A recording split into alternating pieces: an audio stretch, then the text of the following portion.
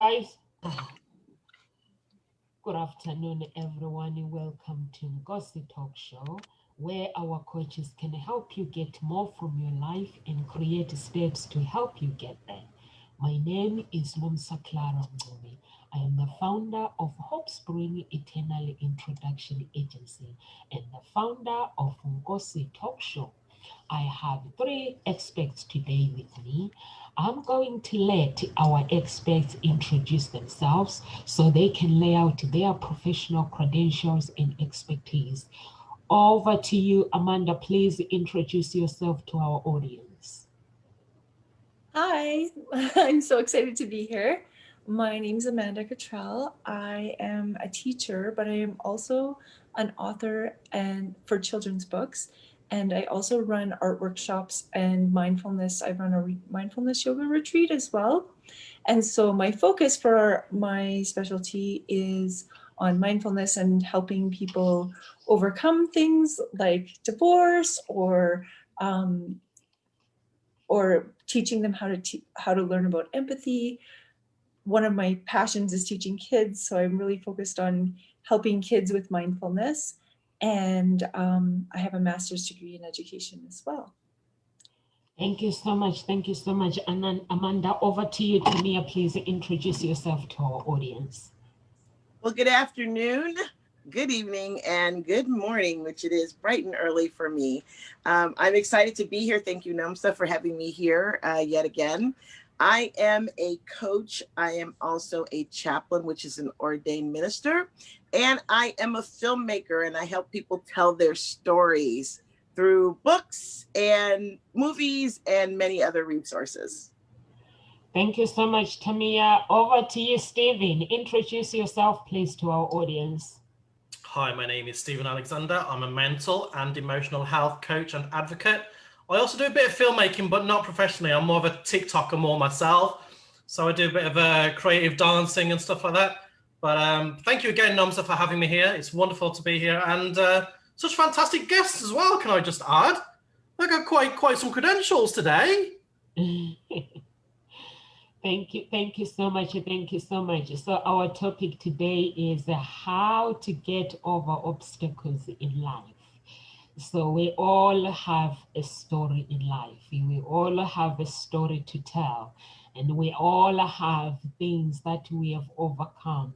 But we came at the other side. We went through it and came other side. And we succeeded it. So Amanda, how to get over obstacles in life. Somebody might say, okay, how to get over obstacles in life. I don't know what you're talking about. So can you explain to our audience, please, what we mean by getting over obstacles in life?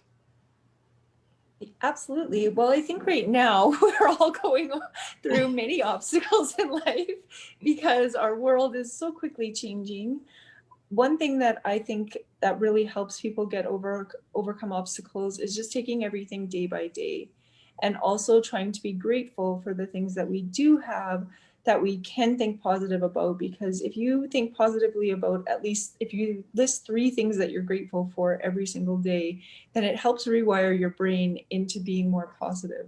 So just really simple things to saying a positive mantra, or doing some yoga, or talking to a friend, or anything that will help you get out of thinking negative thinking, I think is a really good way to overcome obstacles. I'm a single mom. I went through not the most healthy divorce, and in the middle of it, I was finishing a master's degree, working full time, and raising a toddler.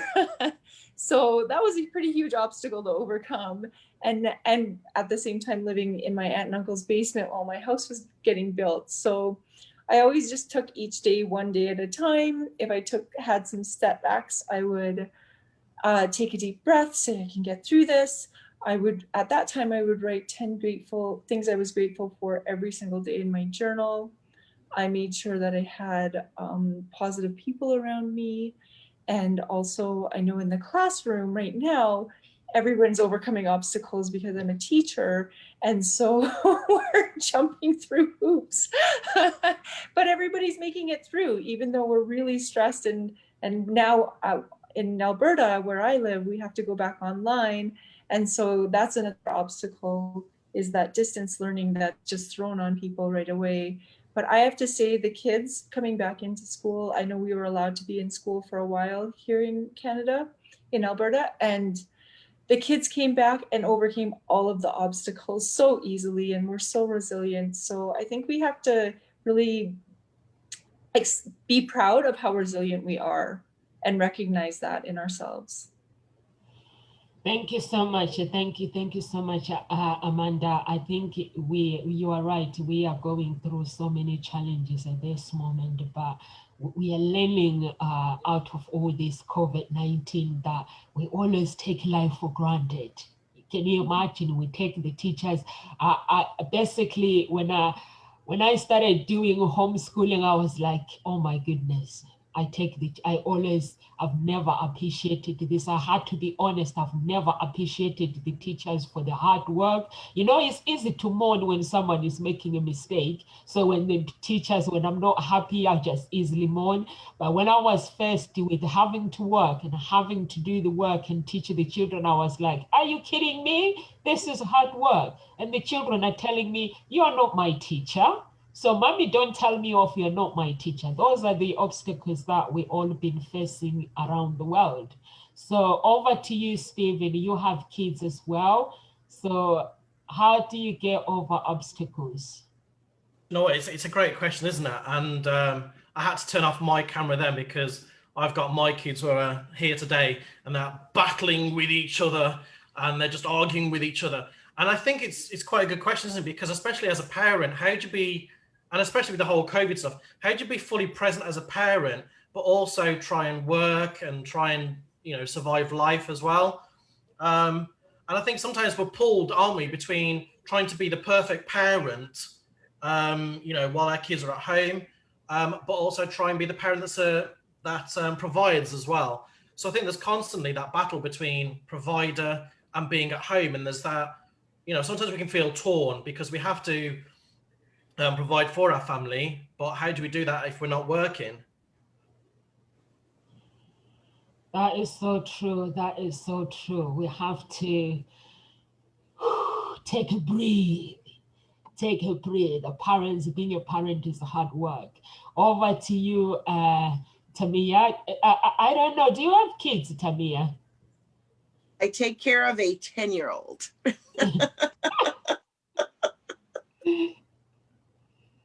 Over to you. How to get over obstacles in life, Tamia? Well, I like that people started talking about the children in your life. And to me, I believe that any child in your life is a great blessing, whether they're your biological child or someone that you take care of. And I feel that what is so important for us to remember is that every child life that is granted into our presence is a gift from God.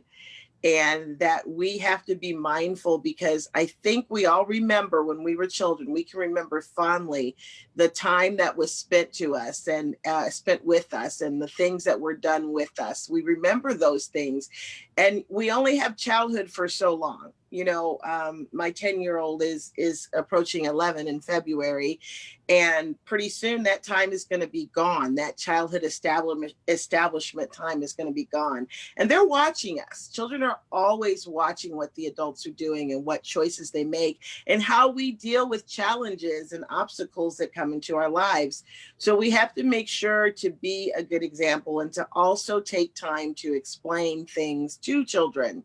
We are so often set on saying, you know what, I'm the adult. Let me just do this, and children need an explanation because they're going to model what you do if they don't understand. So you need to explain to them, I'm crying because I'm frustrated, but it's not because I'm mad at you, or, I know that it's going to work out, but this is just a release, a form of release for me, and it's okay because when you cry, I comfort you, and then we move on to the next thing. In this example of what we do, because kids watch what you do, not what you say. And it also works for the people that are around us too. You know that I always talk about how important it is for us to be the light and to be the kind of like the lighthouse to guide people so they don't crash into, you know, that island because they're not paying attention. And when obstacles are in people's places, a lot of times they don't pay attention. They don't, they focus inward. And when you focus inward, that's a bad spot to be in because you miss so much of what is going on around you. So my idea with the light going out is that the light illuminates everything around it. So we as just human beings going through this life, when an obstacle faces us or comes into our way, we need to figure out, how can I overcome this obstacle? How can I get around it, get over it, go under it, remove it? How can I? Don't get stuck in the obstacle. You see this big brick wall and you're like, oh my goodness, I have no idea how I'm going to get around this brick wall of not having money or, you know, not feeling well. Whatever the brick wall that's in front of you, we must all take a moment, and whether you pray or you meditate or whatever you do, you must ask for the guidance and direction and the inspiration on how can I overcome this obstacle. Because we're told in the scriptures that no weapon formed against us will prosper. So you can identify that wall as an adversary and you need to remove it. Well, that adversary won't prosper when you take on the mindset of how can I get over, get around, get under, remove it. And I think that's important as we're thinking about and talking today about obstacles in our lives.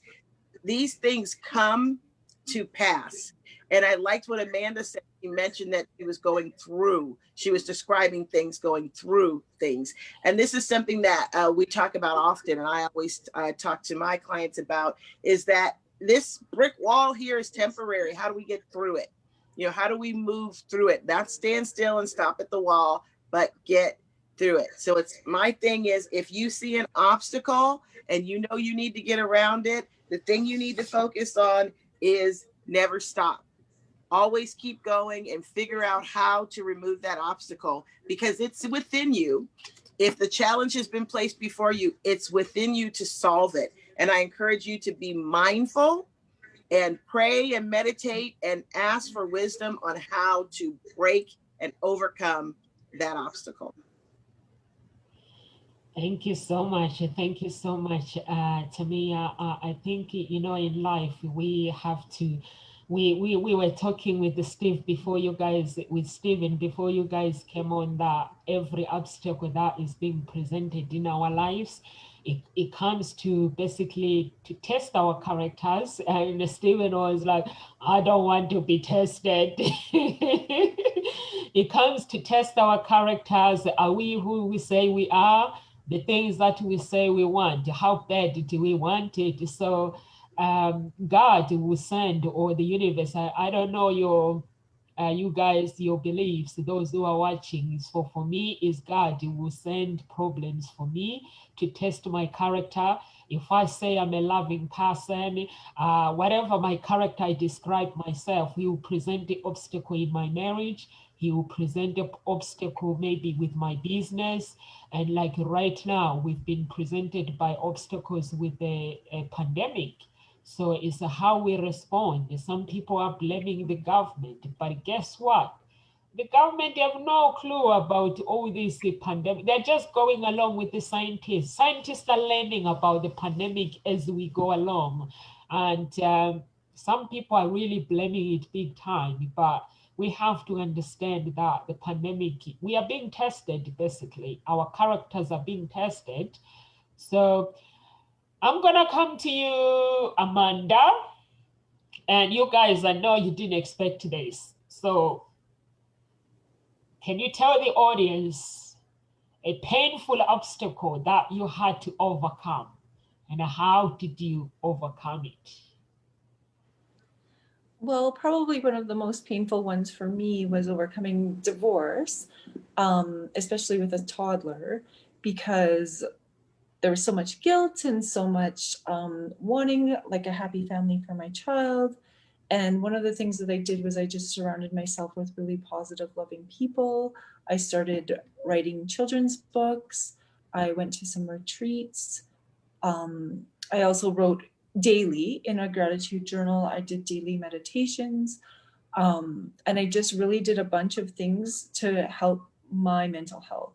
So I really focused on my mental health, which was my responsibility. And in order to, and I took responsibility for the problems that I brought into the marriage as well.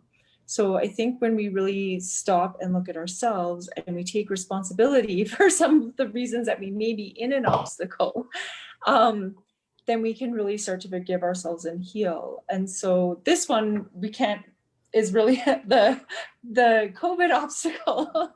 We can't really say like, oh, how did I cause this? But you can say like, what is it in our world that has allowed this to become a global pandemic? And how can we work together in order to help all of us heal? And also, what can we learn from this situation? Because I think that so many people are learning, hey, maybe it's good that we slow down a little bit and spend some family time together and get outside more. I know in Canada, I don't know about where you guys live, but I live really close to the mountains. So there are so many families just going out to the mountains with their family that I've never seen in that capacity before. And so that is something that I really hope once this is over, people continue to do, because being out in nature is such a healing space for people.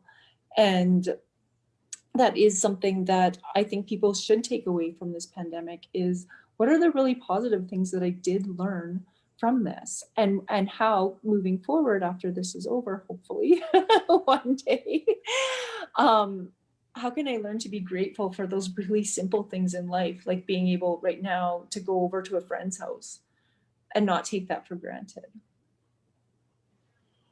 Thank you so much. Thank you so much, Amanda. Overcoming divorce, I think it is the most painful thing you can ever go through for yourself and for your child, because there are places that you have visited with your spouse, and you've built a foundation in that relationship with the families, and now the family is gonna have to choose.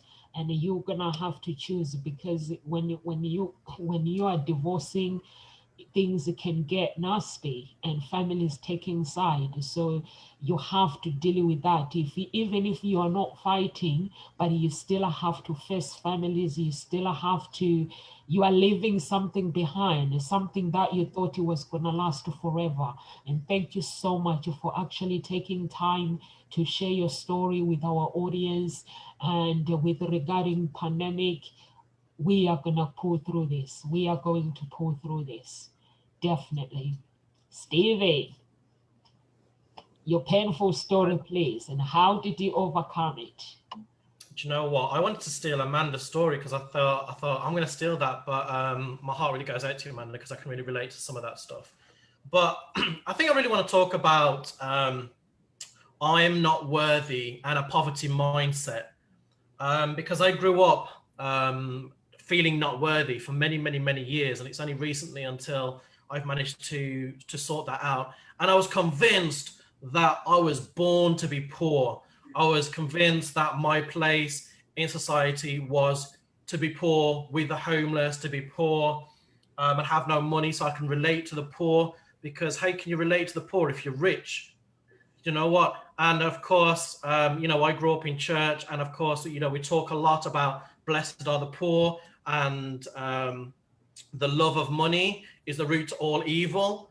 So there's almost like this kind of anti-wealth going on.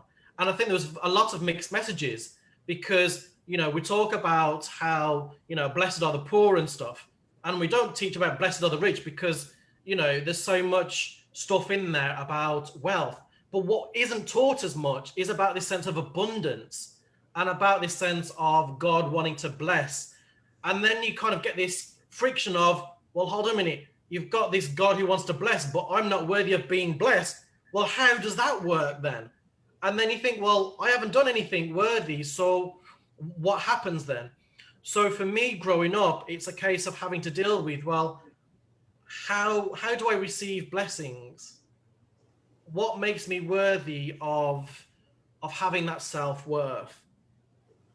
And I don't think I'm alone in this, because I think a lot of the people I talk to really do struggle with low confidence, low self-esteem, and low self-worth. And I was giving a talk the other day about receiving, and about how a lot of people, they actually, you know, they're very good givers. You know, they'll happily give their last, you know, their last money, their last cent or whatever. But when it comes to receiving back, they really, really struggle with it. So I've had to help a lot of people and go through, you know, you talked about taking the lead and leading by example. So I had to learn myself about receiving and appreciating that when somebody gives, actually, I almost have an obligation to receive, because if I don't, I'm not allowing them to give. I'm blocking them from giving. And who am I to block somebody else from giving? And also, if somebody wants to give you a gift, then who are we to deny that gift? I mean, sometimes we have that choice, obviously, depending on what the gift is. You know, if somebody wants to give a gift of punching me in the face, I'm going to say, no, thank you. I'd rather not receive that, but thank you, you know. But if it was a gift to say, look, you know, I really appreciate what you do. I want to support the stuff that you do. I want to buy you dinner today, or, you know, I want to give you a love gift. Then thank you very much, because I needed that. So sometimes we have to deal with a bit of humility, a bit of grace, and learn to receive. So that for me was probably almost as big as the whole kind of divorce thing as well. So yeah, definitely. Thank you so much. Thank you so much, Stephen. I think we all been there, thinking that we are not good enough. And we basically, for me, basically, I had to ask for forgiveness, because I felt that that is sinning for me to actually attack myself and tell myself that I wasn't good enough. And while I was created for my existence, for me to enjoy and save people on earth, but I'm busy whining and complaining and saying I wasn't good enough. So it's something that I had to go through forgiveness, basically repenting for my life, and to say, basically surrendering it all, saying I'm grateful, using gratitude and being grateful for my life, and being grateful for being here, having a good health, because there are some people that don't have what I have, but I kept whining. That was 12 years ago. So thank you so much for sharing that story. Tamia, I'm gonna come to you. Painful story, please. I'm very nosy. I'm curious. It's interesting. It's really good to be nosy. So what's interesting in listening to my fellow panelists, Amanda and Stephen, is how unique our journeys are, yet how the same our overcoming of the obstacles can be. And I know gratitude is something that I jump on. So my obstacle, most people would not know of, and it is a obstacle of a lack of ability. I won't say disability, and what I mean is that I have over the years, over the years, my body has succumbed to arthritis, and it's in my legs, and it affects my mobility and my ability to get around and do what I love to do. I love to travel, love to go outdoors and hike. Like when Amanda was talking about the mountains, mountains surround us here in Las Vegas. And it's really taken a toll on the freedom that I'm very much used to, because I've been blessed to travel the world, you know, as a minister, as a law enforcement officer, because I train all around the world. And what's so interesting about that obstacle is that it was starting to get fairly severe. Coming up until last year, I was able to get to London for the speaking engagement that you and I met each other at in London. But what everybody didn't know was that I was in so much pain And I literally had to, you know how London is. I've told you I've been traveling and visiting there for 15 years. And I used to enjoy the ability to get on the bus and get on the tube and do all that, And then it got to the point where I had to make sure I found only the tube stations that had lifts so I could get around. And then it got to the point where I had to start taking Ubers and taxis, which you guys know can be very expensive in London. And it was just because of the arthritis, I was not able to walk any long distance anywhere. So I literally almost had to be taken door to door, for my speaking engagements. Every day I came to that event. But most people wouldn't know. We went to lunch and did things like that. And of course, I'm not a person who will say, oh, I'm in pain, I can't go or whatever. I'm going to manage. Yet I was in severe pain. And so it's a challenge that I have, and it's an obstacle. It is a challenge, So for me, I have done, like I said, my big thing is how can I manage this obstacle and still be able to be successful in what it is that I want to do with my life? And, being a speaker and being an encourager and an influencer, guess what? COVID happened. And so one of the things I look at is I focus on the good in every situation. And like I mentioned, the how can I statement. And it was like, how can I still serve people when I can't get on the plane and travel? And then COVID happened, right? Everything shut down. So it was, now we need to manage a different way. And the way we managed is everything went online. So I literally only have to come from my living room to my office to be able to influence people around the world. I preached in New Delhi the other day. I preached in another Indian city the other day, online, right here. Didn't have to jump on the plane. Here I am speaking to people in London and internationally right now. My Canadian friend is there, the Lord has opened these doors for us now in this pandemic. So instead of us looking at because a lot of people focus on the negative, I like to focus on the good. So yes, we've lost a lot of people, and this is tragic. It really is tragic, heartbroken. Almost every family has been touched or affected by someone being either sick or actually maybe losing their lives during this pandemic. Yet what I see is that the Lord, and I believe it's the Lord calling us back to focus. Amanda had mentioned something about being able to take the opportunity to just enjoy your family. What I have noticed is more families out riding their bicycles, more families out doing things together. Why? Because they were forced inside together. Now they want to get out and do things together. Yet the family is growing because we have our children with us. We have our loved ones with us. And unfortunately, sometimes we don't have our elder people with us, our grandparents and things such as that. But we still have the blessing of the ability to rebuild our family. And the other thing I believe that we're called to do during this time of challenge is that we are called to refocus. So some people refocus through prayer. I believe that God, you said the universe, and some people call it the universe, but I believe in God. And I believe that he's a jealous God. And he's been waiting so long for us to put our selfish little things aside, not ourselves, but our selfish little things aside. And that is our focus on even running after the next big thing and wealth and all this kind of stuff. And the way I believe things happen is I believe in my life, and the way that a lot of my clients feel is that we have God first, which is your higher power, and then yourself. And so this one throws a little people off, but I'm going to tell you, when you get on the plane, the first thing they tell you during that training is that they tell you to put your mask on first, put your air supply on first, and then help others. It doesn't say go around and help others and pass out and die, right? So unfortunately, some people live their lives like that. Instead of focusing on themselves, which is so important, because if we're not well, we can't help people. So if we're not getting oxygen, we can't help those people around us. And even if it's our children or whatever, if we pass out, we can't help them. So it's important for you to work on self. And a lot of the self work that I believe is important is to actually reflect on what is important to you. So I created a book.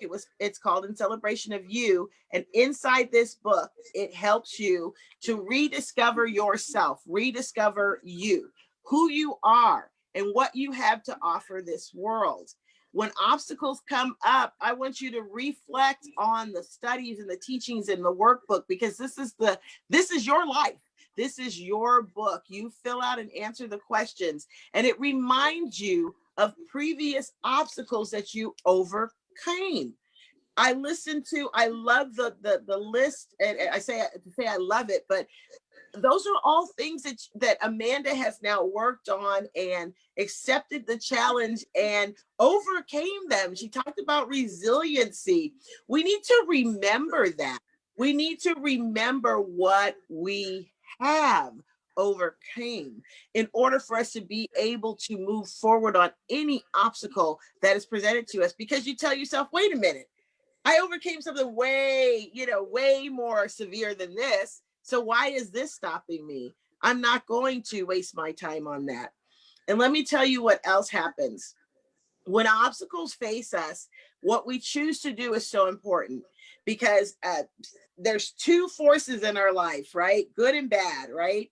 And so good is that blessing that the Lord has given us, that your higher power has given you, telling you that you will be this and you are to do this, and influences in you to do this. But the bad says, no, you can't do that. The bad is the negative. The bad is the negative that comes in and talks to you. So I believe what ends up happening, and we see it, and you check yourself right now and see if you happen to be a person that's in this situation right now. Everybody in this time right now knows about the couch, right?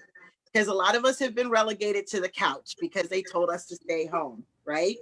Have you stayed on the couch and binged every episode of Netflix? Or have you sat down and tried to figure out how you can continue to be of service within the realm of what you can control? Which for right now, we're on a Zoom call. There's Skype. There's so many different forms. There's even you videotaping yourself and putting it on YouTube. There are so many ways that you can use your life, the things that you have learned, the lesson that life has taught you, to be a blessing to other people. I always say, who needs to hear your story?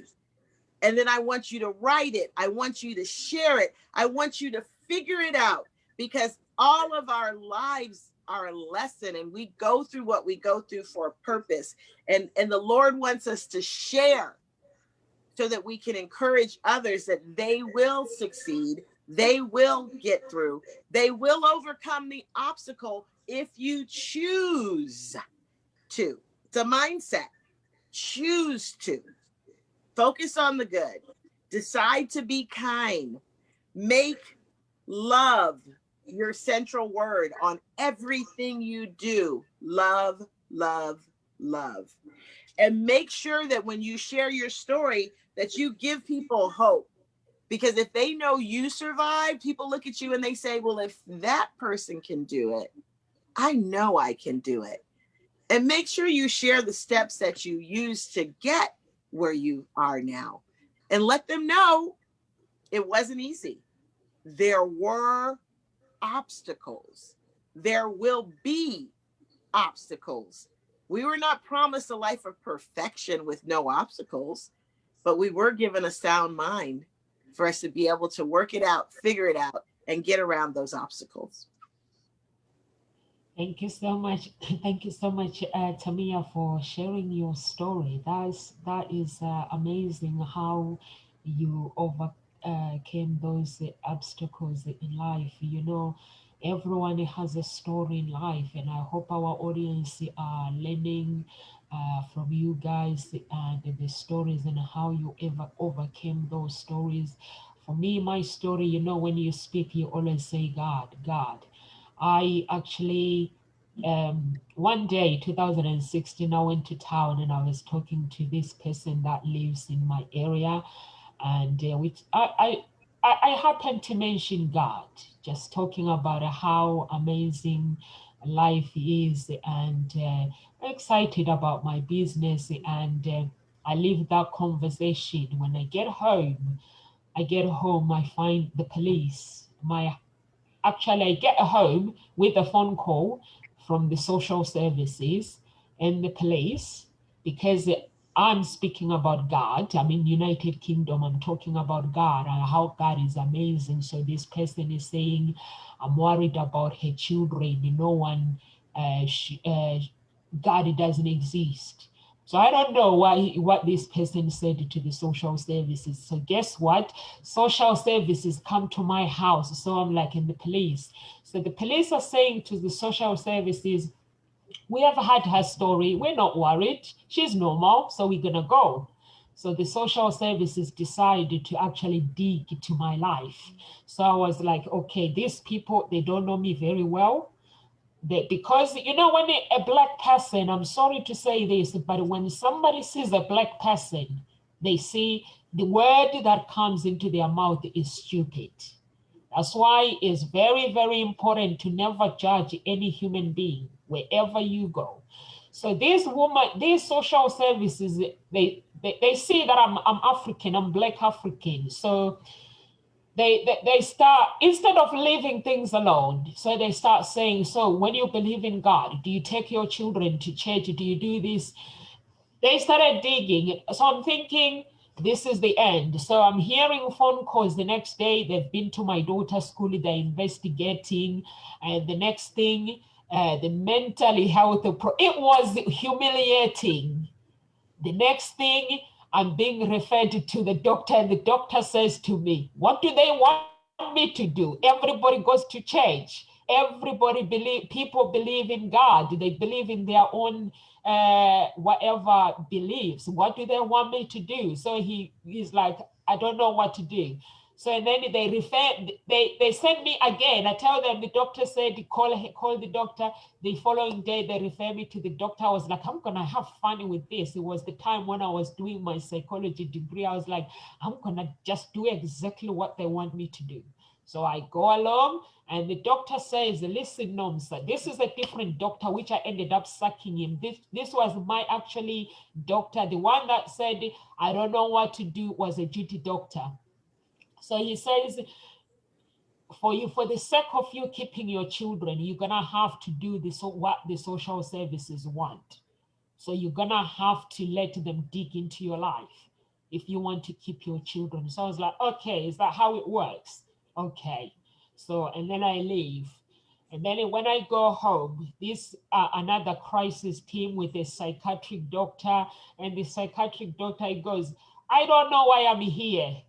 Do you want me to actually to be on the headlines for actually questioning someone for believing in God? He was like, I'm not doing this, I'm out. So and then he's out. So then the social services bring another team. You know what? I had to sit them down. He had gone on 4 weeks or 3 weeks, I can't remember. And I set them down. At first I rang the solicitor and I was like, tell me because I told my men to back off. I was like, I know you're white, they're gonna listen to you, but I need you to back off. I'm gonna teach these people a lesson. So then I rang the solicitor and said, tell me basically my everything, my rights. Can you tell me my rights? So the solicitor told me my right. I wrote everything down, and then they come to my house now, and I said to them, sit down. This is my house. You're gonna sit down and you're gonna listen to me today. This ends. And this woman looks at me. I was like, don't look at me like that. You've been tormenting my life for weeks. So I said to them, according to this section, do you have a right to do this? And she was like, no. According to this section, do you have a right to do this? She was like, no. According to section do you have a right to do this? She was no. They were like, no. I think it was 4 of them or 3 of them. They were like, no. So when they finished, I said, under this section, this, UK law and human rights, you are invading my privacy, and I want you all to leave. I'm kicking you out. And you're gonna have to remove my name and my case. under your counsel. And the woman looked at me, she was shocked. And I said, I opened the computer. I said, before you came here, I'm studying my degree. I was getting 100% with my assignment. Now I'm getting 80%. I want you out. Never come back to my house. And she looked at me and she was like, and I said, yes. And when you all came here, you were judging me because I'm a Black person. Who questions people for being Christian? And at that moment, it hit me when I kicked them out and I see them going, it hit me. I've seen on the news people losing their children. And I was like, this cannot be happening. Is this what they do? It actually shocked me that your life, it can just change like that. And after I finished with them, I had to write a letter to the surgery, and I sacked my GP who told me to go along with the social services. And I told her, you are fired. You are no longer my doctor. And I said to her, next time when you see a Black person, don't treat them like that. You have to do your work as a GP, not like that. And that is the story that actually shocked me. And since then, I've never seen them. I kicked them out. I never seen them. But if there was someone who didn't have the guards, who didn't actually know what to do, actually they would have taken my, this story, I have no idea. Maybe they would have taken my children. I don't know. So sometimes we go through in life. So Amanda, how do you reclaim your power? How? Hold on. Yeah. Because that's a powerful story you shared, for us to move on to another question. I know you usually do a recap at the end of people sharing, and what you just shared is very powerful. I, as an American, could not imagine somebody coming into someone's house and saying, we want to take your children because you believe in God and you're influencing them to go to church. And I mean, because we have here in the US freedom of religion, so as long as they're not having them kill people, as part of their religious practice, because then they're infringing on somebody else's freedom, our country would not come in and do that, to a family. So I'm very, very shocked, and it's very eye-opening to me as a Christian, being from the States, to hear that you were attacked and oppressed like that by a person in the community. It's almost as bad as the person who got on the phone here in the US and said, this Black person is bothering me or accosting me or whatever they said. You were living your life and you just shared who you are and your beliefs, and for you to be under that microscope and that scrutiny because of your love of God, that just distresses me. But I just want to tell you that I love your courage and how you explained how you solved it, because that is a sad thing, is that people look and judge people by how they perceive them. Oh, this is a Black woman, regardless of if you're, African Black or Canadian Black or whatever Black, right? And I have experienced it only until I've opened my mouth on places, because as you know, I'm pretty outspoken, and I come from a strong background, but I have had people before I've opened my mouth actually say things until they realize, and I school them, when I open my mouth, and they're like, oh, well, she's American and she's, because we don't really, allow things to run over us, what I'm saying? But I tell you what, I thank you for sharing that story, because I would have never, ever thought of that happening in the UK, because I perceive the UK as being very progressive. And in fact, you guys have so many people of diverse religions that I just couldn't even, fathom that they would call social services on someone for their beliefs. Oh, yes, I live in a rich area where even if you put the shops, if they put cheap stuff, like you put things for sale and make it really cheap, they complain anyway, they whine. So that it was a shock for me, but it was a good experience for me, that I've learned something, that never to take life for granted. And I've learned that never to judge anyone, because these were the people that have never met me, but they judge me by seeing me as a Black woman. And I actually enjoyed the story. And I was like, these people don't know me. And the father of my kids was like, Nomsa, you are very naughty. And I was like, I'm going to teach them a lesson. I'm going to pretend as I am stupid as they think, but I'm going to teach them a lesson. And I did teach them a lesson by kicking them out in my own home, basically. Right. So Amanda, how do you reclaim your power? How did you reclaim your power after everything that you went through in your life? Somebody might be going through similar situation, but they don't know how to actually reclaim their power. Well, one of the things I did was I really got back to what is it that I really enjoyed doing as a child that I loved doing and could do for hours and hours and hours, because sometimes I feel like we forget what it's like to be a child and what fills our soul. And so one of the things that fills my soul is painting and drawing and creating. Is that your And so, painting that you've done at the back? Oh, yeah, really? yeah. That's amazing. My daughter and I painted it together. So all of the paintings in our house are done, the two of us. And so that's one way that I reclaimed my power, was I started painting again. And then I also started running art workshops, but then I started writing books to hopefully help others. So one of my books is for kids, called Divorce is a D Word. So that, and it's sometimes two separate homes can be better than one, as a way to help other people who've been through what I've been through. It also is I started the art business too, to teach people how to engage in their inner child and just paint and be silly. And one of the things I've noticed, because I teach as well, like kids, I've taught grade 3 for 10 years, and this year I'm teaching grade 5. But when you give kids paint, they just dig in and start painting before you're even done talking.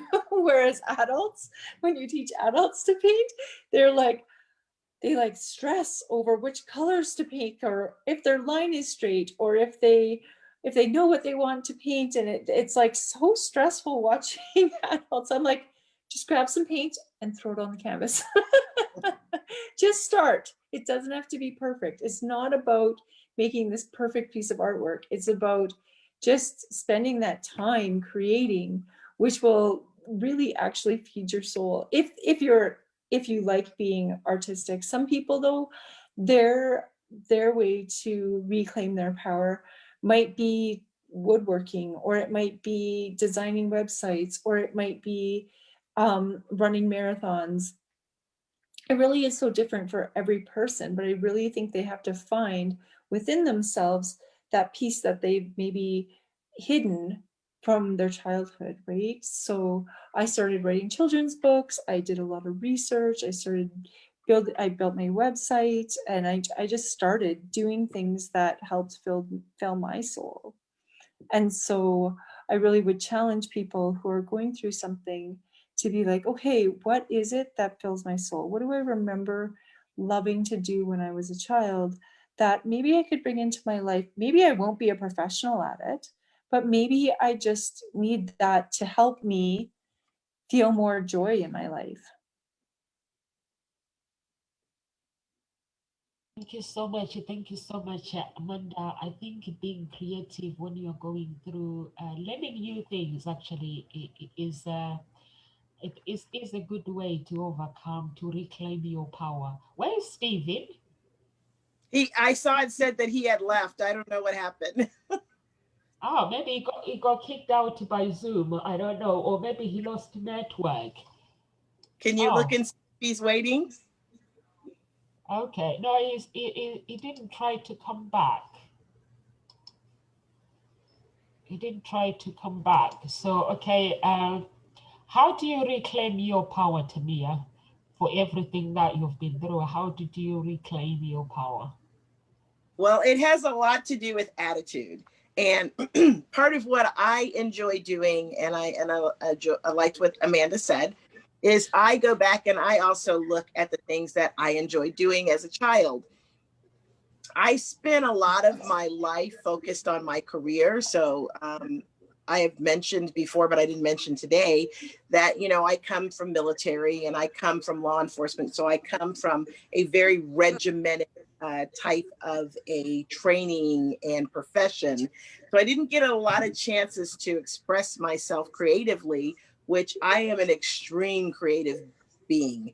I journaled the whole time through my law enforcement. That's how I got through it, actually, and came up with many stories and explanations about things that I went through. And you guys can't imagine some of the things that I went through because I was a Black female in a white male dominated profession.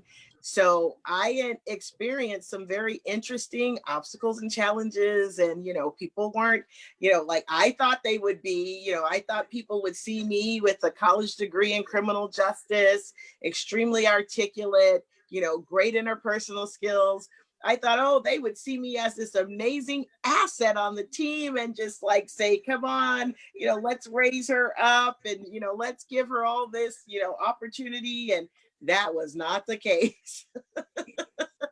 So I really had to nurture myself. I really had to keep myself encouraged. And I did, of course, by my faith, you know, but I also did by writing, journaling, and knowing who I am, going through the process of making sure that I stayed in touch with who God made me to be so I could make sure that I was always fulfilling that. One of my favorite scriptures, I share quite often here, is Jeremiah 29:11, which is, for I know the plans I have for you, declares the Lord, plans to prosper you and not to harm you, plans to give you hope and a future. And I always focused on that. And I always chose power words to describe myself because I know I'm a woman of power, because I'm a woman of God.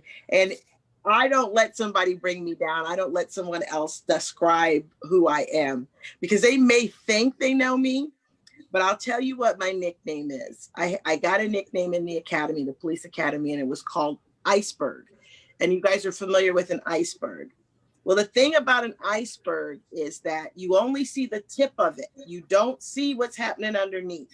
And as people got to know me, and not just this Black woman who I was told took a white man's job, even though I came from the military with experience and training in police work, a criminal justice degree, as I mentioned, articulate, et cetera, I was still told that I took a white man's job, which was hurtful. You know, it was very hurtful because I did what I needed to do to be able to be in that position. So I had to continue to encourage myself until people realized that they were only seeing the tip of the iceberg and that I was coming with a lot of resources and a lot to benefit everyone, the community, my department, everyone, right? So I had to remind myself of that. I had to remind myself that I'm brave. And I was brave to every single day, not only get up and go to work to face the citizens, but also to deal with my peers and my higher ups, who oftentimes, all of them at the time, because we're talking about in the 80s, did not believe that I should be there. You know, so when you come in with the heart of service and wanting to help and love your community, and they're not necessarily embracing you right away. Now, bear in mind, over the years, of course, I was what you call persistent and resilient, continued to come to work every day with a smile on and with the mission to be of service. And people warmed up, you know, and then the 90s came and the 2000s came, and then women in policing became very, very acceptable.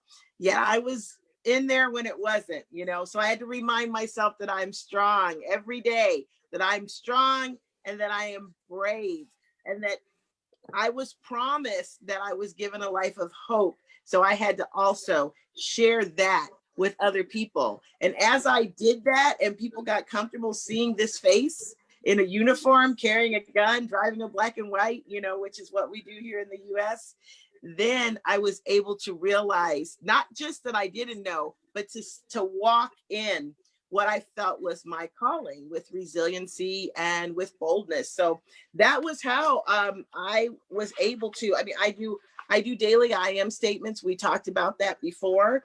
You know, I am amazing. I am beautiful. I am smart. I am kind. I am creative. I am loved. I am grateful. I am bold. I'm a world changer. I am resourceful. I am dynamic. I am worthy. I am a child of God, and I can do anything through Christ who strengthens me. And I remind myself of that. This is how on daily, this is so important.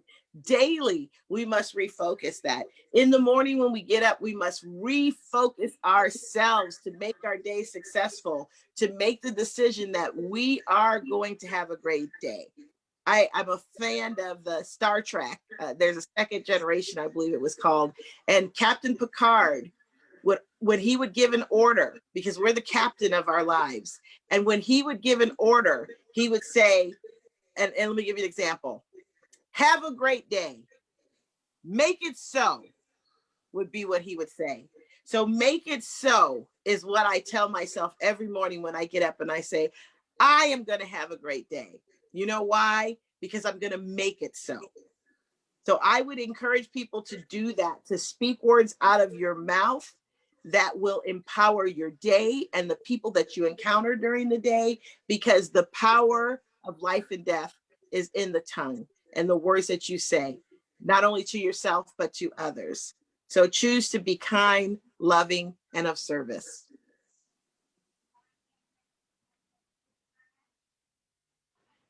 Did we lose you, Namsa? Sorry, Oh, wow. Steve, Oh, there you are. Hello.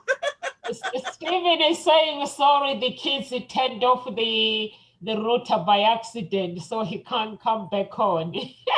Bless him. Yeah. These are obstacles to have kids around. Oh, bless him. So, Amanda, so we are running out of time. Is there anything, any words of encouragement you would like to leave with our audience, please? Well, I just wanted to tag on to what she was just saying about the I am statements, because I think it's so important for us to teach our children about I am statements as well. I actually co-wrote a book and illustrated it called I Am Fearless, a yoga story for kids and superheroes. And it has I am statements with yoga poses, and then empowering things about when you feel different things as well. And so teaching kids about those I am statements is a really powerful thing. And the younger we can teach them those things, the more empowered and determined children will be to be more self-fulfilled, and they may not struggle with the feeling of lack that was first talked about at the beginning.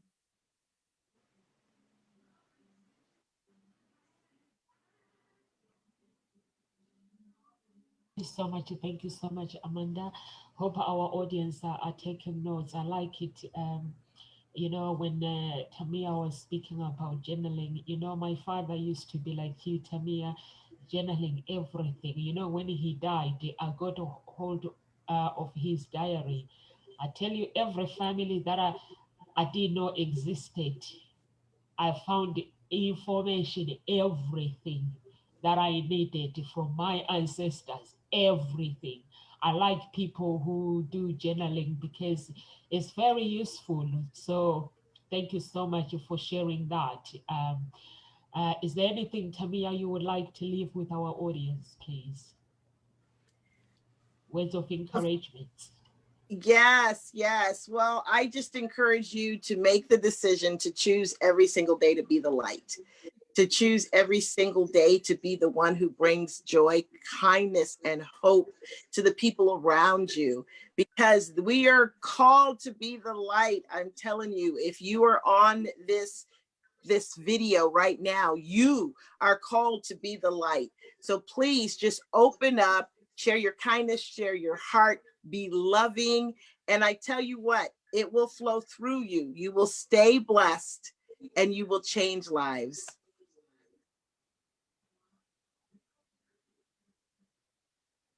So much. Thank you so much to our speakers and our audience who are watching. Thank you so much for watching us on Thursday. Please join us. We have a Christmas talk at 1 p.m. UK time. So we're going to have amazing speakers and we're going to be here more than we normally do our talk. It could be 2 hours or 3 hours. I don't know what these speakers have in store for us, but it is going to be amazing. So please join us. And if you want to get in touch with us, you can get in touch with us. And we just here to serve you guys. And we are looking forward for Thursday, because there are so many people that have gone through challenges through the pandemic, but we just gonna be showing you guys that pandemic 2020 brought us hope as well, because we got to spend time with our families, we got to spend time. And for me as well, myself, I don't know about you girls, I've learned so much about myself during the pandemic, because we don't stop, we always working, we always want to finish the task, but it's always the deadline, the family, children. So during pandemic, basically, I think we all had to stop and focus on us and focus what is important. And so it's gonna be all about hope. And the good things that 2020 brought us, it didn't bring us pain. Of course, we've lost some friends, we lost families, but we still have hope. Our friends and family will want us to be happy, and life must go on. They wouldn't want us to go under the pillow and feeling sorry for ourselves. So, and the nurses as well, we have worked so hard during pandemic, putting their lives on the line. They wouldn't want us being depressed. They want us to be happy and celebrate our existence. So we gonna be here on Thursday, everyone, those who are watching, and please come and join us. It's gonna be amazing. And live with grace, everyone. We'll see you tomorrow. God bless you. Stay safe. Bye.